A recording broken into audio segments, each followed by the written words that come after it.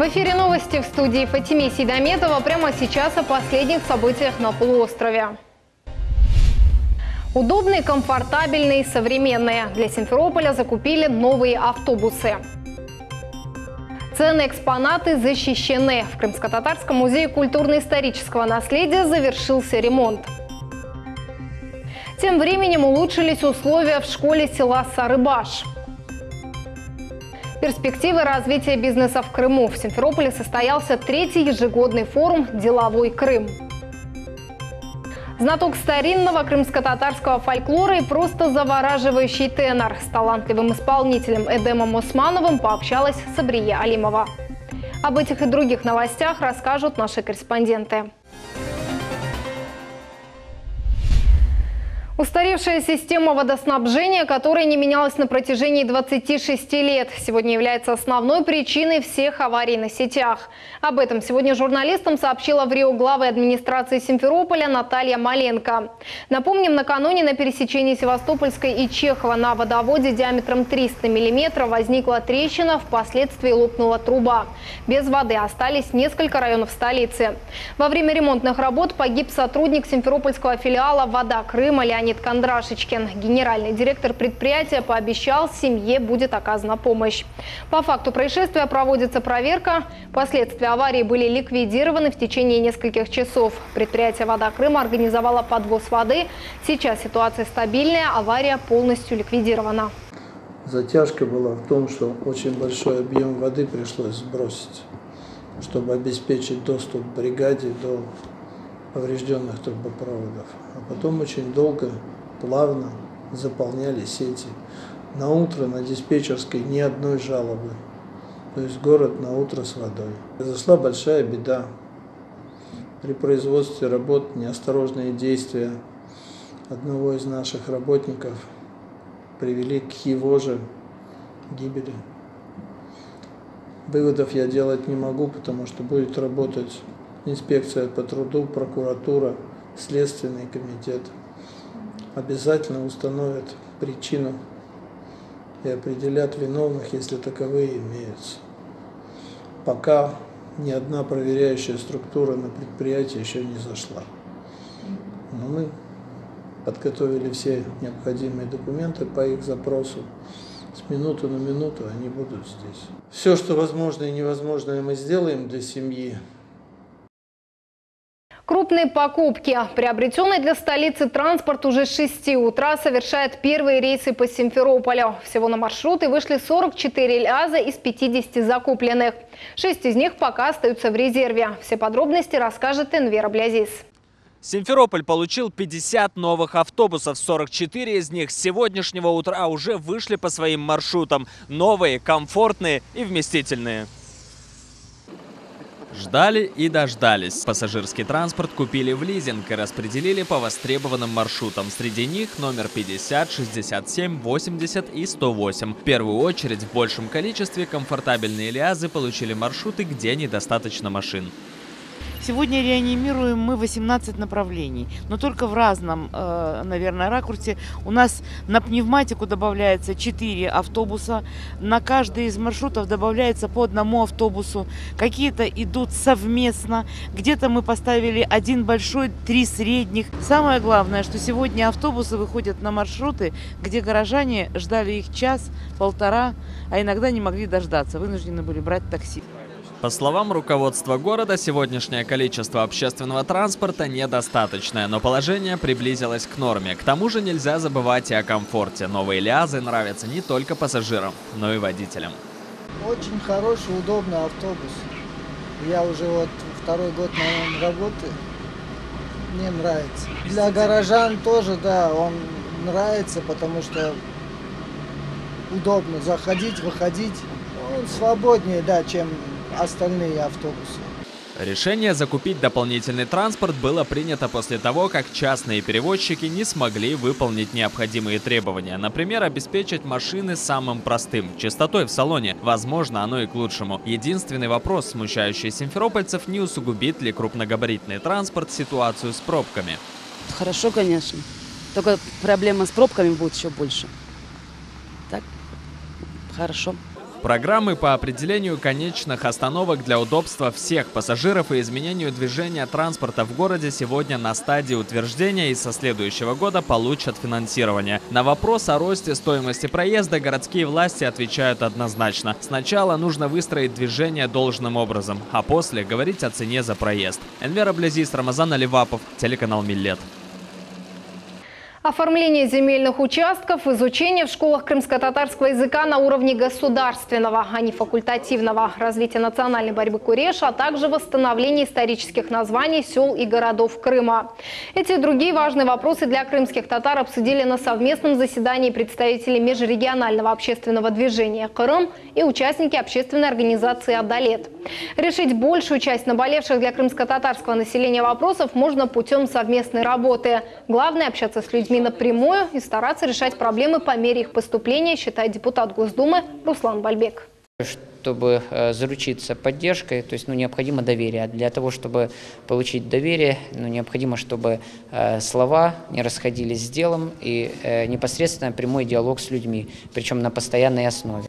Участники собрания подвели итоги 2018 года. За это время была проделана колоссальная работа. Например, в Керчи по программе ФЦП до конца года сдадут в эксплуатацию многоквартирный жилой дом для депортированных граждан.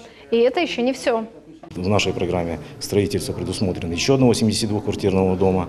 В данный момент идет проектирование, проектно-сметная документация разрабатывается. В следующем году планируется уже строительно-монтажные работы. Уже на 2019 год обозначены новые цели и задачи, которые общественное движение будет решать непосредственно с жителями Крыма. Планируем выехать в каждый регион, по итогу выезда составить паспорт каждого региона, какие основные проблемы, какие вопросы требуют разрешения, и там уже определяться. Где-то это возможно, там просто надо провести разъяснительную работу с населением, где-то надо провести работу уже с властью муниципального образования, с руководством, например, да, о том, что действительно в строчке бюджета предусмотреть какие-то там по микрорайонам компактного проживания.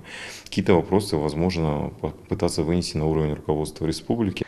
Долгожданный ремонт завершился. В Крымско-татарском музее культурно-исторического наследия на протяжении месяца шли кровельные работы. Здание находилось в аварийном состоянии. Ситуация уже давно пересекала критическую черту. Крыша протекала в нескольких местах. Воду приходилось собирать ведрами прямо в залах, где были представлены экспозиции. В результате под угрозой уничтожения оказывалось большинство шедевров. С этой проблемой руководство музея обратилось к депутату Государственной Думы Руслану Бальбеку. Он же, в свою очередь, к предпринимателям. Меценатом выступила строительная компания «Монолит». Теперь своих посетителей музей принимает в нормальных условиях. Поддержка нашего музея, можно сказать, единственного, с учетом потребностей в площадях, мы об этом тоже много говорили, оно будет продолжаться, и уверен, что в ближайшее время мы будем даже ставить себе задачу в течение года найти достойное помещение для Крымско-татарского музея. Тем временем в школе села Сарыбаш Первомайского района заменили окна. Это стало возможным благодаря специальной программе, которая начала действовать в этом году. Деньги выделяются из бюджета Республики Крым. 34 старых окна в учебном заведении заменили на современные. Фасад сразу же преобразился. Поменялась обстановка внутри здания, теперь в школе намного теплее. Кроме этого, замена окон значительно снизила расход электроэнергии, затраты на ремонт и утепление старых оконных блоков. Программа будет действовать в течение 3 лет. В Симферополе прошел 3-й ежегодный республиканский форум «Деловой Крым». Более 300 гостей, среди которых как предприниматели, так и представители государственной власти и бизнес-тренеры делились опытом ведения собственного дела и обсудили дальнейшие перспективы предпринимательства в Крыму. Подробности далее в сюжете.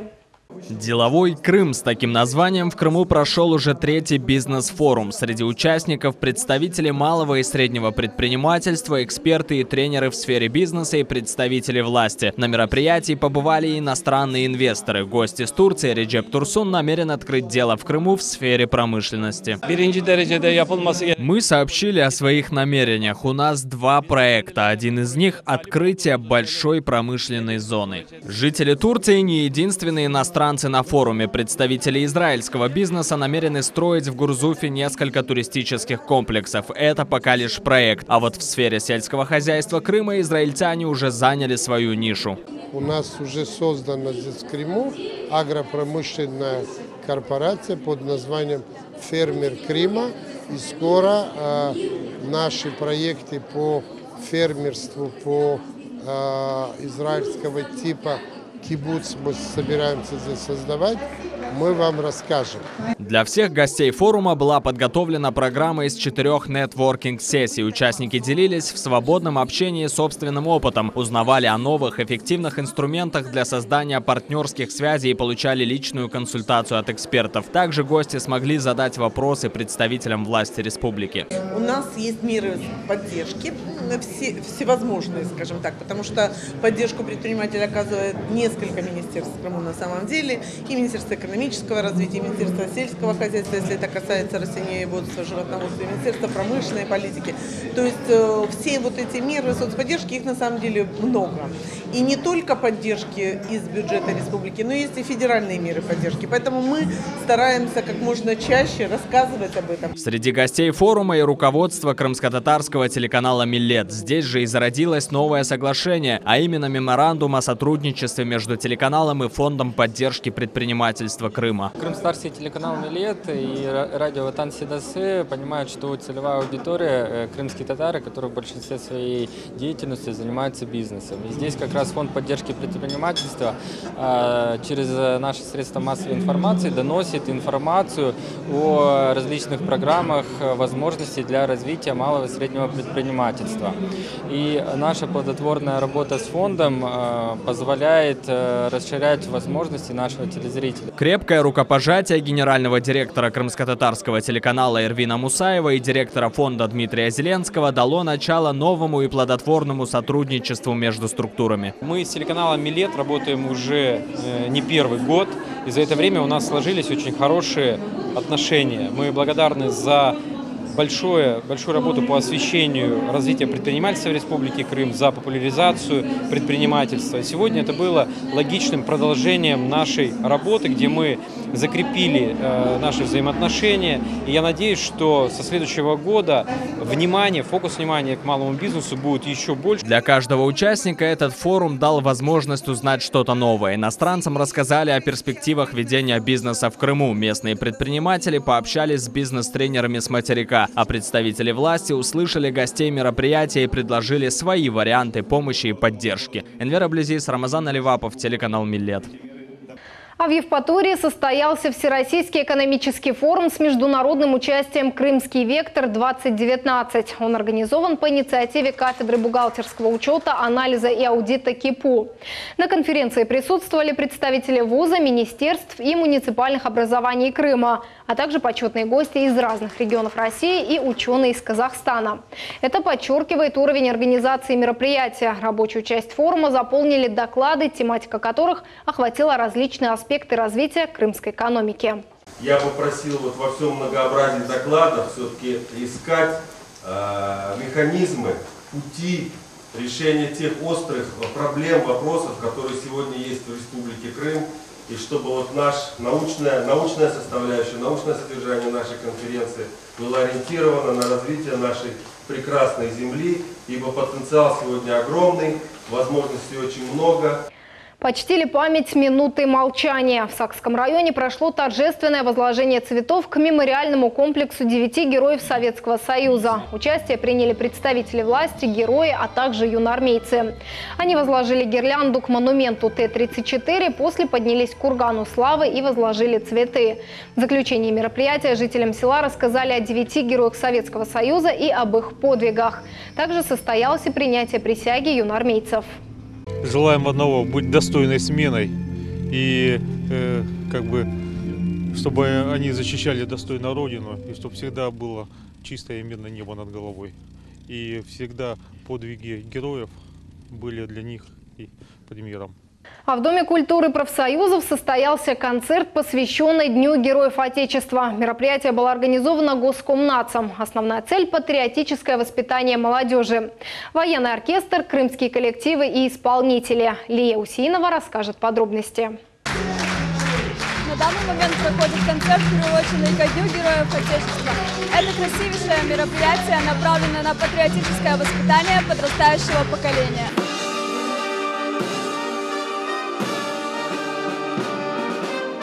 Тематическая программа концерта направлена на развитие чувства уважения молодежи к героическому прошлому народа, также на повышение престижа воинской службы. Зал был полон. Гости из разных регионов Крыма почтили память крымских героев.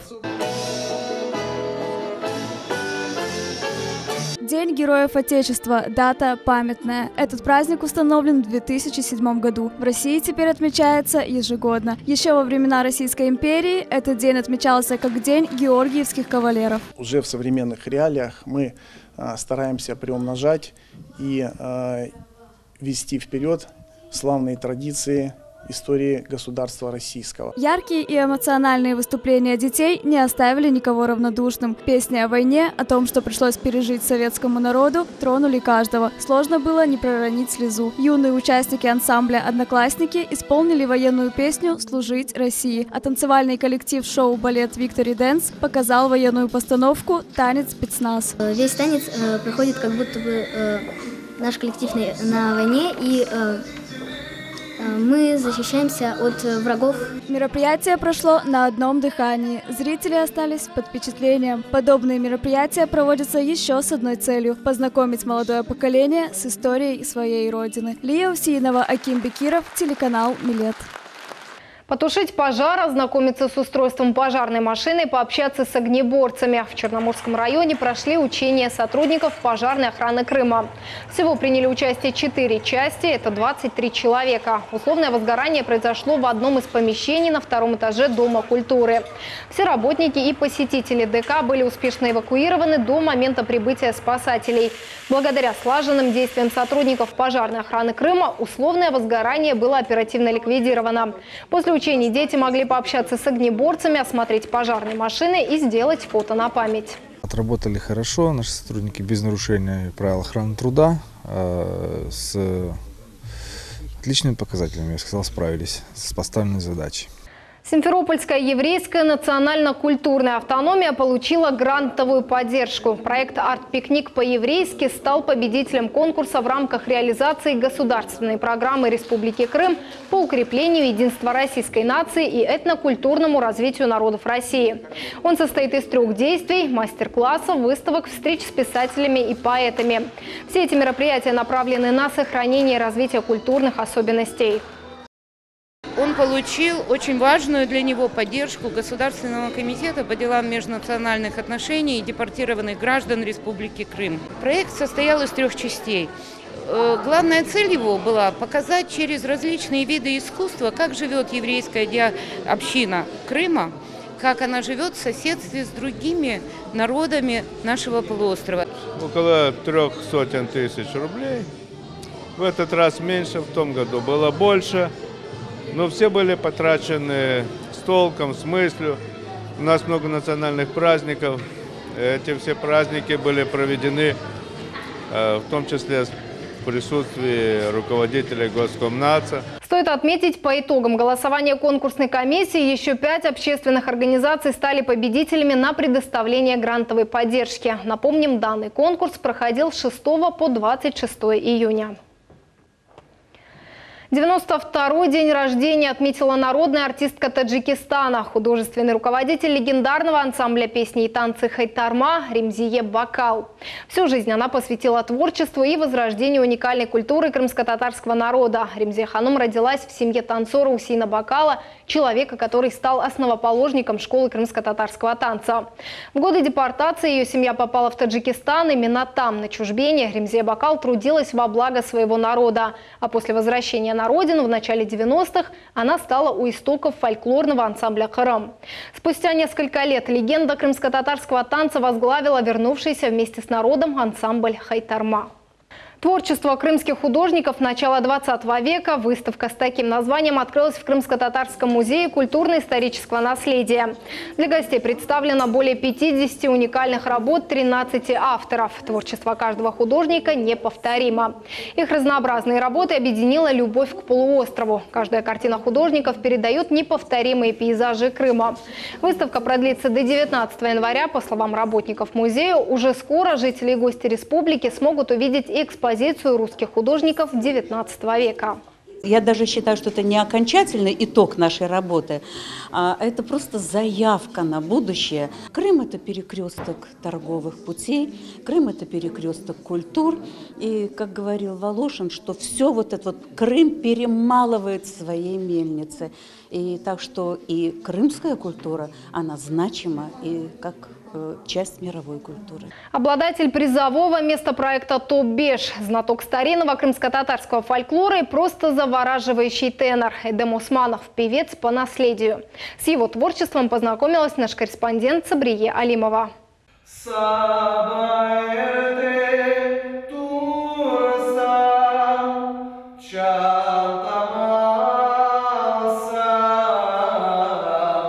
Напевая старинную песню, Эдем начинает свой день. Молодой и перспективный студент 4-го курса кафедры вокального искусства и дирижирования. Его мечта – оживить любовь молодежи к народной культуре. Ведь именно в песнях и мелодиях олицетворяется вся культура, изящество языка и традиций.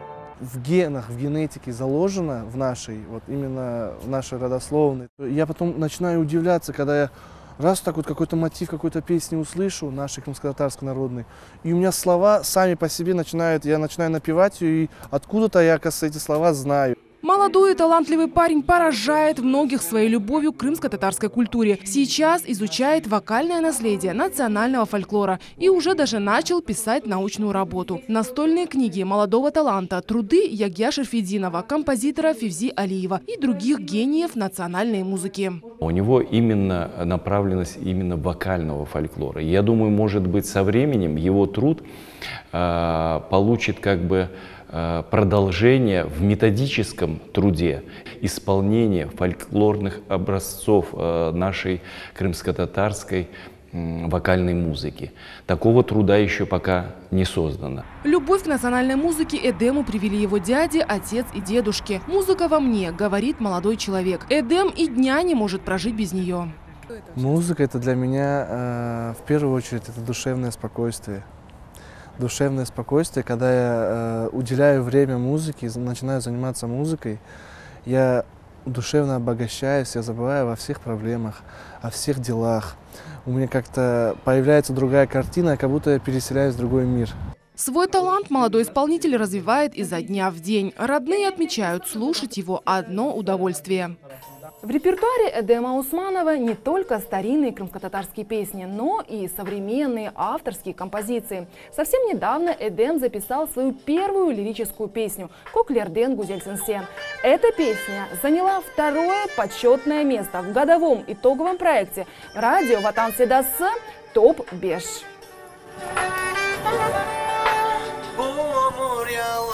Автором слов песни является поэт Эдип Эмир. Песня о любви и о сомнениях молодой девушки, которой главный герой клянется тем, что его чувство прекраснее неба. Эдем участвует во многих музыкальных проектах. Его песни часто звучат в домах крымских татар.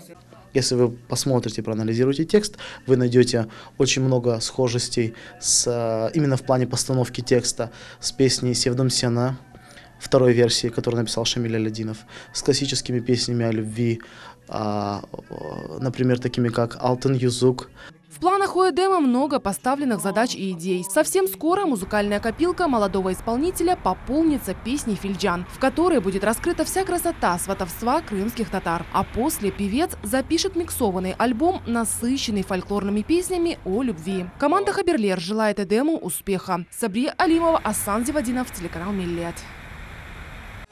Это были все новости на сегодня. Всего доброго.